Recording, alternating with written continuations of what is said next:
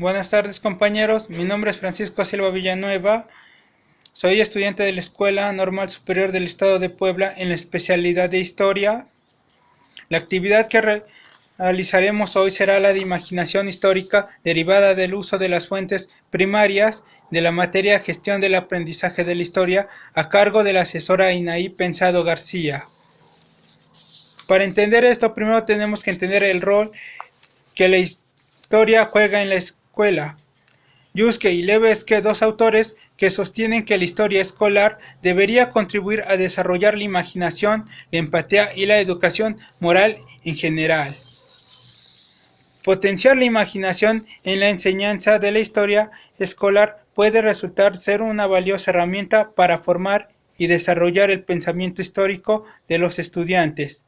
La reconstrucción y decodificación de cualquier hecho, proceso o problema histórico requerirá poner la imaginación al servicio de esta tarea, dada la dificultad que significa. Por ejemplo, pudiera ser necesario interpretar las acciones de los sujetos históricos, ponernos en su lugar o incluso imaginar por qué actuaron de cierta manera o optaron por una decisión entre varias posibles o colocarnos en el contexto en el cual actuaron. Concepto de empatía. El diccionario de la Real Academia Española de la Lengua define el concepto de empatía como identificación mental y afectiva de un sujeto con el estado de ánimo de otro. Gardner se refiere a ella como parte de la llamada inteligencia interpersonal en los siguientes términos: capacidad de una persona para entender las intenciones, motivaciones y los deseos ajenos y en consecuencia su capacidad para trabajar eficazmente con otras personas. La imaginación y la empatía histórica. Siguiendo una metodología que favorezca la imaginación y la empatía histórica, utilizando una variedad de fuentes de información histórica, permitirá dotar al aprendizaje de la historia escolar de un auténtico significado para los estudiantes, que verán en su enseñanza una oportunidad de investigar el pasado, con el objetivo de entenderlo en su contexto, proyectándolo al presente. Esto es una memoria histórica y con la posibilidad de intervenir y mejorar el futuro. Eso es una conciencia histórica.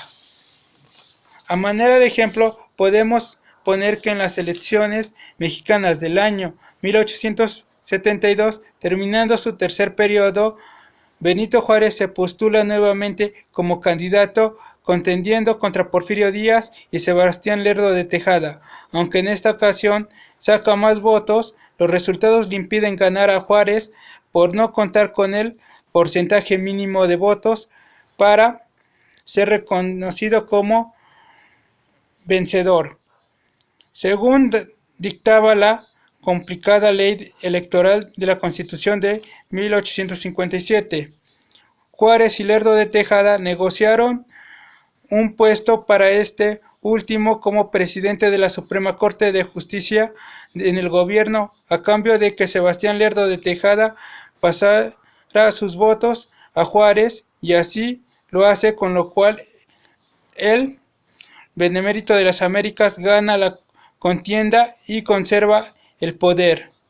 Partiendo de este hecho histórico y con las suposiciones que se le han hecho al presidente actual, Andrés Manuel López Obrador, y su política basada en Juárez, debido al supuesto de reelegirse, si esto sucede o no, ya sería considerado como una conciencia histórica.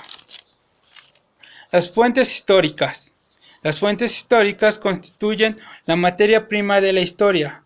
Comprenden todos los documentos, testimonios u objetos que nos transmiten una información significativa referente a los hechos que han tenido lugar, especialmente en el pasado. Dentro de ellas, y considerando el valor que también tienen las demás fuentes escritas, son el apoyo básico para construir la historia. El historiador trabaja las fuentes históricas, las interroga y contrasta para obtener de ellas la mayor información posible. Asimismo, debe atender a su variedad, realizando una adecuada selección de las mismas. En sentido general, las fuentes históricas son de dos tipos: primarias y secundarias. Las fuentes primarias son las que se hacen prácticamente al mismo tiempo que los acontecimientos que queremos conocer. Llegan a nosotros sin ser transformadas por ninguna persona, es decir, tal y como fueron hechas en su momento, sin ser sometidas a ninguna modificación posterior. Sin embargo, las fuentes secundarias se denominan también historiográficas, son las que se elaboran a partir de las fuentes primarias, libros y artículos.